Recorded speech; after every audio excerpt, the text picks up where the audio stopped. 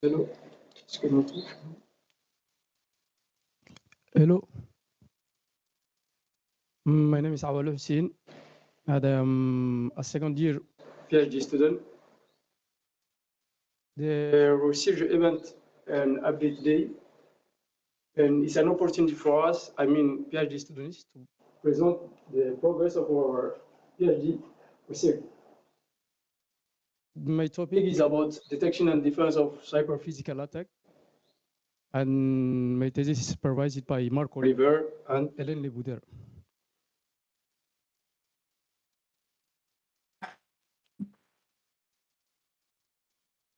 I would like to start my presentation by giving you an overview of my research scope.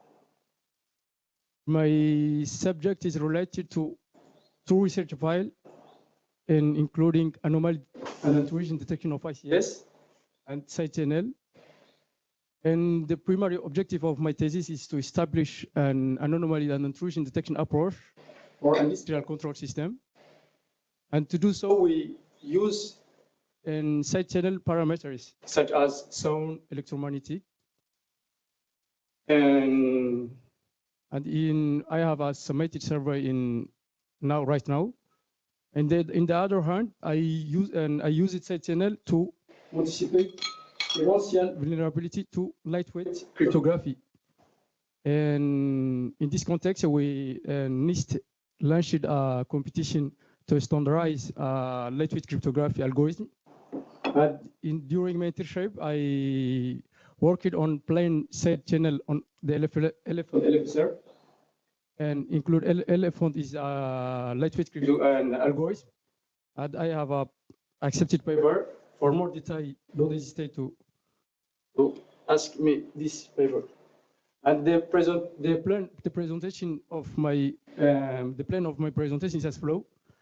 I contextualize my thesis firstly, and then I present you the sound-based anomaly detection of the state of the art, and by highlighting the main result of my submitted survey. And then I outline my experimentation platform and the planning work I have to do, and my presentation ends at conclusion. As a thesis context, and I work in an industrial control system. These systems are composed network and control and component and such as electrical and mechanical. And this integration are highly integrated and interconnected system. The disruption of this system due and trap and pressure or super physical attacks can cause costly damage. For example, the Stuxnet attack. So we can ask how the secrets of ICS can be ensured. We have a lot of methods proposed in the literature, but anomaly detection and mitigation methods are among methods used to guarantee ICS security, and we focus on anomaly detection. Firstly. So the anomaly detection techniques are diverse and various in the literature. We have NITs based on network traffic and host-based intrusion detection, and based on audit trial. But in my thesis is the physical behavior detection that we interest. So we can ask, how can we characterize the physical behavior of the system? And the use of physical parameter known in SiteNL and use is becoming common to characterize the system's physical behavior. So the main research question of my thesis is how can SiteNL be used to improve the security of ICS of industrial control system? So we have, as I stated earlier, the SiteNL parameters are various, such as sound, electromagnetic.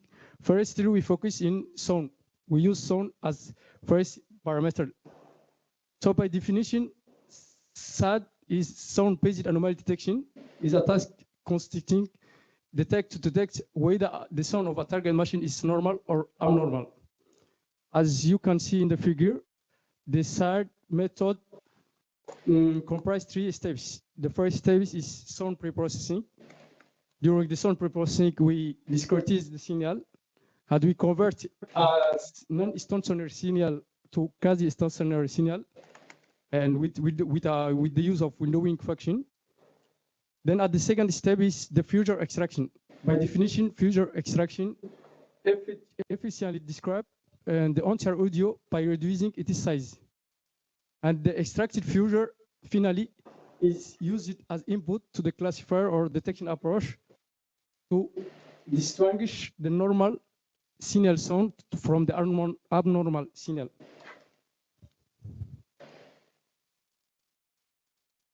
So as I mentioned earlier, we submitted a survey. In this survey, the sound anomaly-based anomaly detection has a wide range of application, including public video surveillance, speech analysis, HCAR. But here we focus on system industrial. And the focused application of the survey of our survey is predictive methods to detect the system failure and attack detection, to detect the attack against cyber physical and industrial control system. Here we have the taxonomy that we propose in the survey. This taxonomy serves as a framework for selecting methodically the side study, and then the selected study are organized and classified according to this taxonomy. We review in the survey 14 studies. And here we have the key finding of the survey. Firstly, and the side study reviewed in the survey use a representation named spectrogram. The spectrogram representation here is by applying short-time Fourier transform. As we can see here, in here we have linear waveform representation, and by just observing this representation, we cannot distinguish the normal signal to the abnormal. But when we apply this in short-time Fourier transform, we have the spectrogram representation, and just by observing, we can remark that we have the repartition of frequency region is not same to the normal signal from the abnormal. And this is used as input for the detection approaches or models. As indication, 8 of 14 reviewed studies extracts this representation due to its treatment as an image of the waveform signal. And in this slide, we outline the reviewer study and the side method that they employed. Side method employ generally unsupervised method. And why? Because the unsupervised method is efficient to detect unknown attacks. Among the unsupervised method, the autoencoder and architecture is mostly used. The autoencoder include 2 main functions. The encoder, which code the input data to the latent representation space.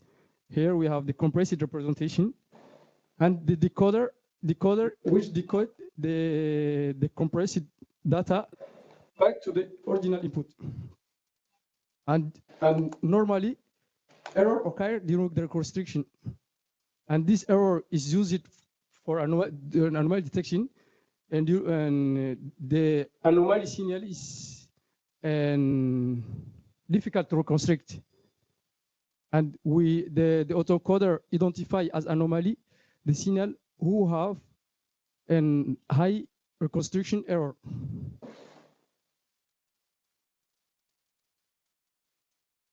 The key point raised in the survey is the application domain. As I mentioned earlier, we focus on the survey, the predictive methods and attack detection.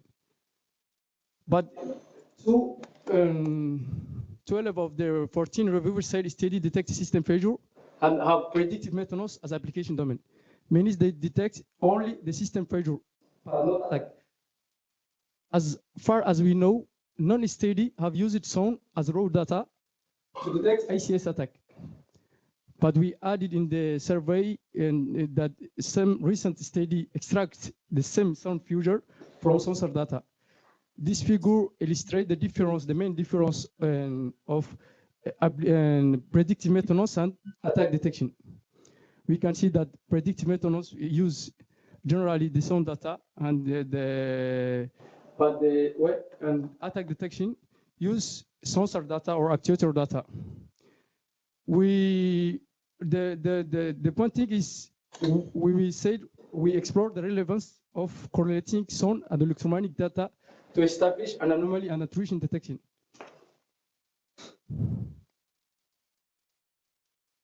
So the identified open issue is unbalanced SON data challenge.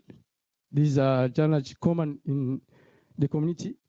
And why? Because normal SON data is easier and simpler than abnormal data in terms of data generation.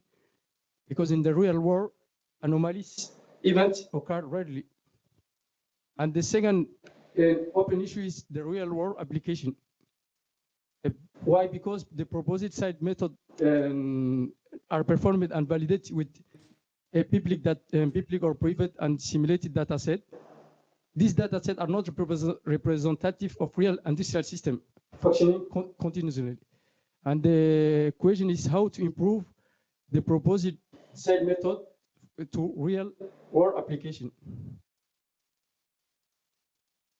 And here I present you our experimentation platform. We started to generate SON and electromagnetic data, the Fisher technique. The Fisher technique is a testbed for monitored industrial system.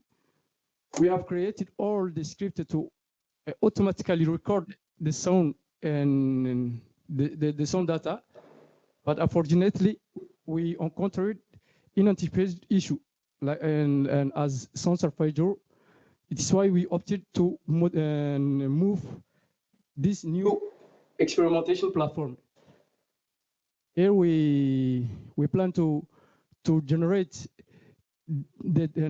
our own data set, and by using this robotic arm, and we want to generate SON and electromagnetic data together. So the generation of normal data is easy.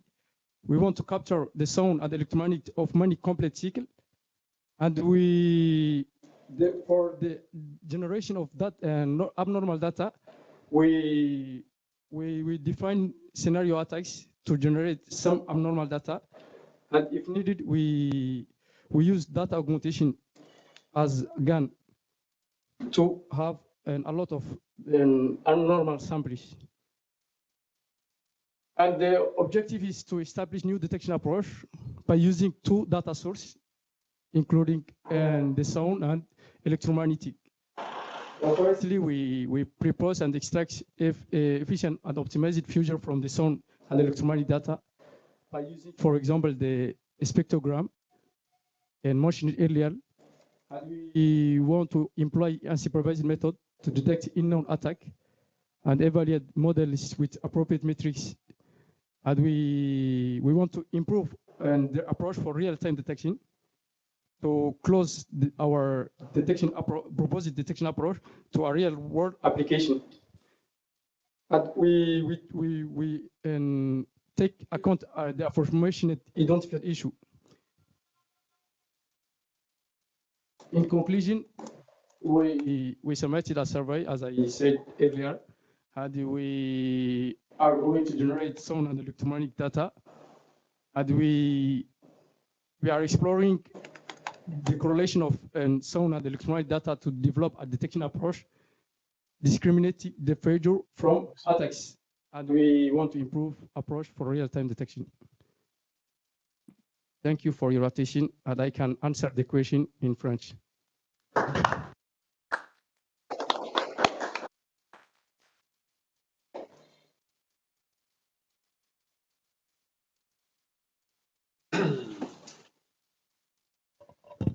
Ouais, du coup, de quel type de données tu aurais besoin en fait au final? Ah ouais, c'est une très bonne question. Ouais, les données sonores. d'abord. Et ouais, Et les données électromagnétiques. parce qu'avec les données sonores, Électromagnétiques, c'est-à-dire. à l'aide ou consommation du courant. Ouais, je ne sais pas si vous voyez. Non, pas trop. Du coup, Si je comprends bien, c'est si tu dois bouger le bras d'un robot, tu veux savoir quelle consommation de courant est liée à cette action-là. Oui, c'est ça. Mais ouais, Ouais, pour les real datasets, avec des données réelles. Par exemple, lors de la présentation à EDF, la dernière fois, il y a il y a un monsieur qui m'a dit, en tout cas, on peut mettre en contact avec les ingénieurs acoustiques pour récupérer des données sonores.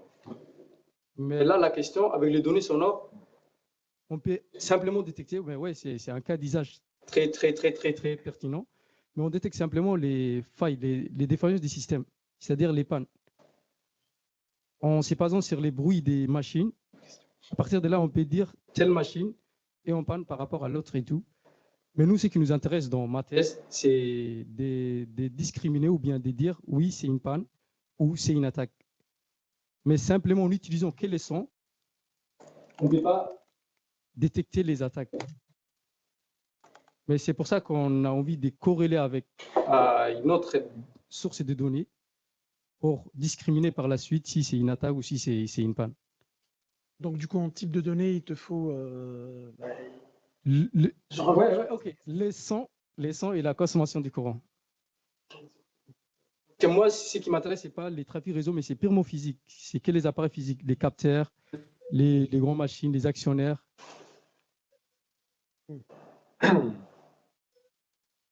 compliqué quand même de vouloir détecter une attaque avec le son. Mais une attaque, comment tu la définis? Comment je vois la chose, c'est qu'une attaque, c'est une action que produit un système, mais dans un contexte particulier, elle n'est pas voulue.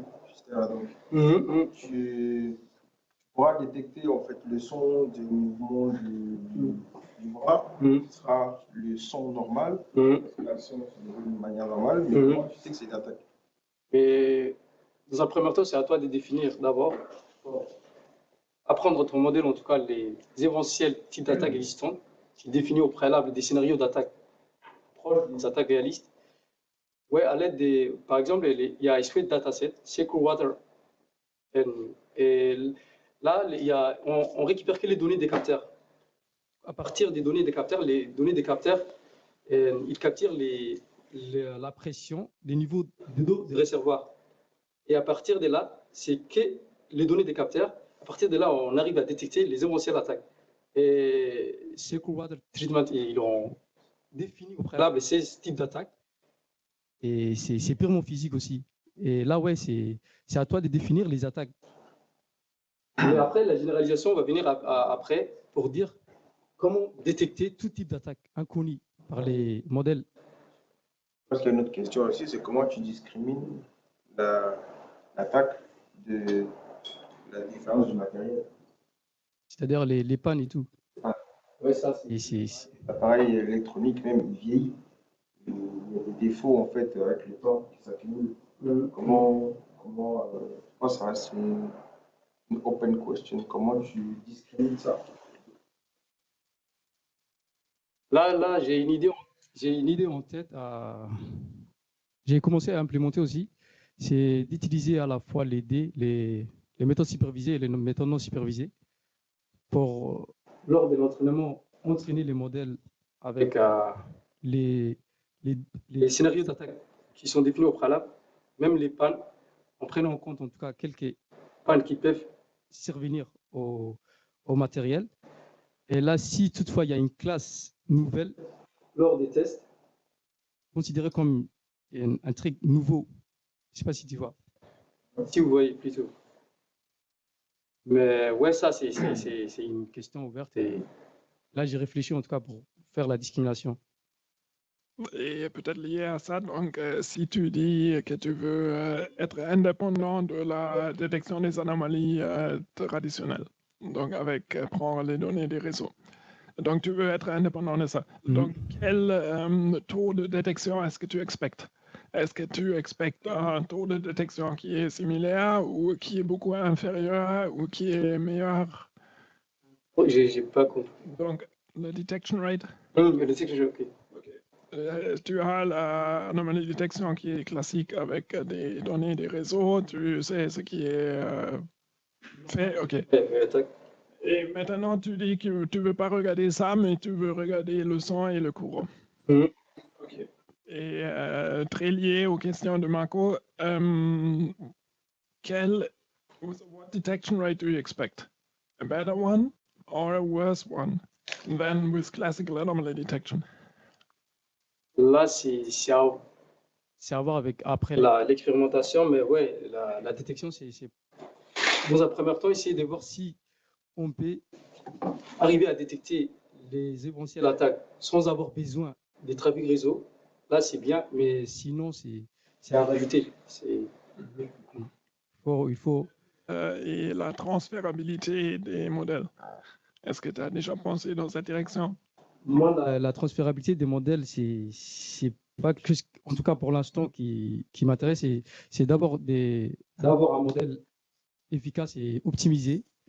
Vu que j'utilise en tout cas des types de données des sources, si j'utilise pas beaucoup de modèles. Mais là, pour comparer différents modèles, oui, j'ai pu utiliser les transférabilités, mais pour l'instant, c'est après pour la validation de l'approche proposée. Ouais. Donc, transférabilité, pour moi, c'est aussi stabilité du modèle. Ça veut dire, si tu entraînes avec 30 données, est-ce que ça va rester stable, la détection, pour les 60 que tu n'as pas vues? Ok, ouais. Là, ouais, j'ai pensé à ça aussi, mais il y a une méthodologie. J'ai vu quelques papiers qui parlent des méthodologies pour la phase d'entraînement. Et ouais, et lors des tests, en tout cas, les modèles peuvent alerter comme une attaque ou anormale des trucs qui sont normaux. Elle ne s'est pas entraînée et tout. Mais ça, il faut faire cross-validation, entraîner en tout cas les modèles plusieurs fois et voir qu'est-ce que ça donne, ou utiliser du non-zine autoencodeur pour enlever les bruits et garder simplement ce qui t'intéresse. Ok. Et juste comme remarque, Marco a travaillé aussi beaucoup avec le bras robot. Donc, si tu as des questions, c'est aussi lui qui peut te dire peut-être quelque chose. Je peux poser une question, peut-être? Il y a le temps pour une question ou pas? Non, tu peux commencer avec ta question. Ok. C'est une question et une remarque aussi. En fait, c'est lié aussi à l'histoire des detection rates attendus. J'ai un peu l'impression, vu les exemples qui sont cités, Stuxnet, et puis les scénarios un peu envisagés, déjà, c'est des attaques sur la fonctionnalité finalement du système de contrôle. Oui. Donc, ça semble dépendant finalement des objectifs de contrôle un peu. Et est-ce que la compréhension est correcte déjà? Vous avez dit? On cherche un peu à détecter les attaques finalement sur la fonctionnalité, le service, c'est-à-dire Ouais. on regarde les scénarios d'attaque qui sont montrés là, dans les références Stuxnet et ainsi de suite. Les attaques, la détection de l'attaque repose sur le fait qu'on détecte que la logique de contrôle, le fonctionnel dévie, quoi. C'est ça, c'est correct? Nous, c'est ouais, c'est non, c'est et donc du coup déjà, si c'est ça, Continue. si c'est ça, ça veut dire que clairement, déjà, on n'observe pas les mêmes choses que le réseau. Parce que dans la plupart des NIDS, les features sont justement, enfin, je vais peut-être prendre des risques là, mais dans 99,99% des cas de ce que j'ai vu, c'est totalement décorrélé. Donc, c'est un moyen complémentaire. Je pense que je pense que le truc là, il faut simplifier peut-être le discours ici. On pourra recoller après, mais pour moi, ça n'observe pas les mêmes choses, quoi. Ouais. On vise pas la détection du même phénomène. Donc, et du coup, une remarque, question vis-à-vis de ça, c'est est-ce que, à votre avis, c'est plus efficace de se focaliser sur les attaques qui ont des temporalités longues, du genre des attaques sur de l'usure, ou est-ce que c'est mieux de se concentrer sur des attaques qui sont plutôt des phénomènes rapides? C'est quoi votre point de vue vis-à-vis de ça? Vous allez séparer les deux cas ou vous allez prendre les deux cas de manière agnostique? Parce que vous parliez de scénario d'attaque. finalement. Ouais. Et du coup, Mhm. l'idée, quand on passe au scénario d'attaque, on pense dynamique. Sur les Mhm. NIDS, c'est quasi des scénarios instantanés, je dirais, Mhm. dans la plupart des cas. Et donc, Mhm. du coup, ma question, vu qu'il y a quand même une grosse différence avec les NIDS, ici, vous vous focaliseriez sur quoi? Scénario d'usure, donc plutôt avec une temporalité longue, ou des Mhm. scénarios instantanés? Enfin, vous avez commencé à creuser ça ou pas? Non, pas pour l'instant, mais ouais, c'est à voir et ça va être en tout cas continu dans les temps parce que ça dépend en tout cas la durée des cycles complets des bras robots. Mais avec les datasets auxquels j'ai commencé à travailler pour expérimenter et réimplémenter les méthodes existantes, une signal sonore, en tout cas un signal sonore, dire au moyenne 10 secondes. Et là, même si que ça peut durer même une minute, on peut utiliser des méthodes de fenêtrage pour découper sous différents segments et après extraire des caractéristiques au fur et à mesure pour faire la détection et l'entraînement. Mais c'est une très bonne remarque et ça, Parce c'est à que prendre en compte en tout cas. si on prend par exemple Stuxnet, le problème est passé sur le fait qu'on avait une vitesse trop élevée pendant un laps de temps élevé. Et donc, c'est vraiment de l'usure. Hein. C'est vraiment de l'usure. Et du coup, si vous êtes sur ce genre de philosophie, c'est des phénomènes un peu de ce type-là. Enfin, en gros, sur les signaux, il y a les trucs récursifs ou convolutionnels, c'est bien parce que justement, ça prend l'aspect temporel. Et du coup, la question, c'était si vous vous focalisiez sur ces scénarios-là, peut-être que du coup, vous pourriez arriver très vite à des bonnes performances. C'est juste ça, l'intuition. Je me disais, peut-être ça peut aider, quoi. Je sais pas. Ouais, là, j'ai une idée. En tout cas, lorsqu'on a commencé à générer les données avec les fichiers techniques, on a pensé à jouer avec les paramètres des temps. Par exemple, en tout cas, les tapis roulants dire en moyenne 10 secondes. Et on ralentit. Et en ralentissant, les bruits vont changer. À partir de ces changements, nous, on peut détecter, en tout cas, on peut dire que le bruit des tapis roulants n'est pas normal. Et ouais, c'est vrai, ça peut engendrer aussi, ça peut entraîner que les pièces, en tout cas, seraient abîmées parce que ça sort du cadre du fonctionnement normal du système. Mais ouais, les paramètres des temps, on essaie de jouer avec pour des éventuels scénarios d'attaque. Je ne sais pas si j'ai répondu à votre question. Non, oui. Mais en fait, du coup, ce que j'ai l'impression, juste pour comprendre, les scénarios d'attaque, pour l'instant, sont assez ouverts. En fait, vous ne les avez pas vraiment fixés. Oui, c'est ça, oui. Ah, d'accord. Non, c'est ça que j'avais pas compris. Je croyais que c'était fixé, en fait. Dans la présentation, on a l'impression que vous les avez déjà et vous avez déjà une liste, en fait. Ok, d'accord. Ouais. Excusez-moi, excusez-moi. Non, c'est pas grave. Non, mais c'est un bon remarque, Thomas, parce que une chose qui va probablement être intéressante donc, à discuter avec toi, c'est de dire, OK, on fait les classiques, l'anomalie détection et on regarde des cas d'usage où ça pourrait faire du sens d'ajouter le son et le courant et on veut regarder combien est-ce qu'on peut améliorer la détection avec ajoutant les canaux auxiliaires. Ou on regarde si on peut arriver au même taux de détection, mais moi je le crappe un peu le moment. Mais Le problème, ce à sera voir. d'avoir des données corrélées dans le temps, c'est-à-dire les observations Ouais, sur tous les plans ouais, corrélées dans le ouais. temps, ça va être dur. Enfin, ok. Oui, Mais c'est oui, ça. oui.